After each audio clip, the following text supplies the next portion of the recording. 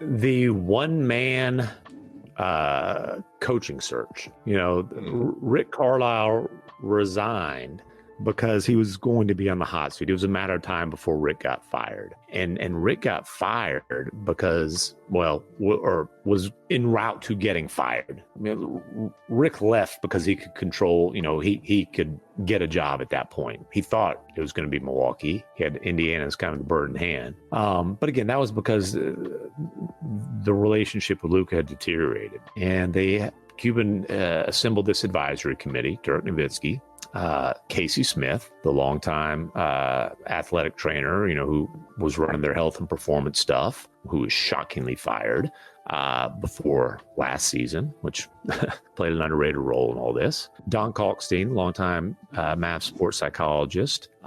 Keith Grant, who was a Mavs lifer until he recently retired, literally worked his way from ball boy to assistant GM. And Michael Finley was the advisory committee. They huddled in Cuban's bunker suite after Rick's resignation and basically decided during that meeting, we're going to hire Jason Kidd. And then instead of hiring a general manager, because remember, Donnie Nelson got fired and Rick resigned within days. And those were unrelated. People thought at the time Rick was resigning out of protest of Donnie's dismissal. I assure you that that was not the case. Rick was just fine with Donnie's dismissal.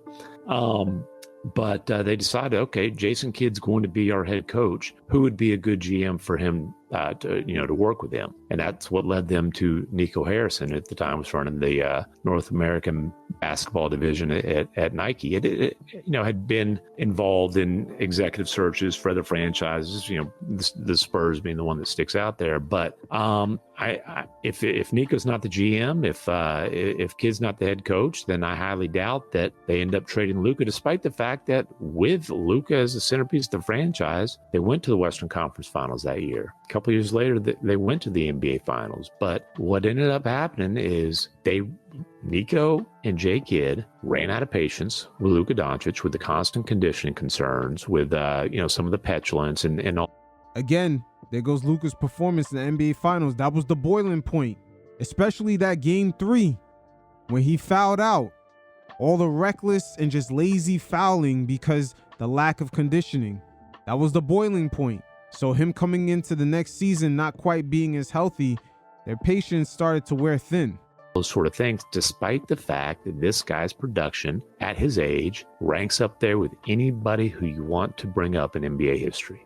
So I reported that Casey was reassigned, and I didn't blow it up because I thought it'd be a piece of a bigger story that season. And then they went to the finals. They had this midseason turnaround. They went to the finals, but it is a piece of the biggest story, arguably in franchise history. And that's this Luka trade, because Casey Smith was fired. After last season, after the finals trip, Jeremy Holsopple, their longtime strength coach, Casey Spangler, their longtime massage therapist, they're both fired now. And these aren't just people who were good at their job and that Luka liked. These are people who were massive parts of Luka making this cultural transition from a wide-eyed teenager from Europe into America, into the NBA. I'm not saying they were family to him, but they were definitely people that he liked and respected. And as Luka grumbled to people this year, they get rid of everybody that I like. That was a huge part of the relationship between Luka and Nico Harrison in particular, completely fraying. And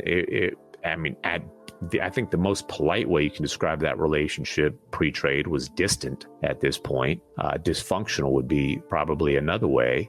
Disrespectful is certainly the way some people have described it to me. But yeah, the relationship fell apart, and it's hard for me to sit here and tell you that wasn't a massive part of what led to the most shocking personnel decision that we've ever seen. It's kind of crazy because with a new owner, sometimes they kind of have the same syndrome as the Chicago Bulls owner with Michael Jordan, where he sided with the GM over the player, thinking that they can just find another Michael Jordan. And still to this day, they have not quite found that replacement. I believe that GM's name was Jerry Krause. The Bulls owner sided with him over Michael Jordan at times, and especially Phil Jackson. But Patrick Dumas has shown that he has green eyes when it comes to understanding the symbiotic relationship Luka has with Dallas and the fan base.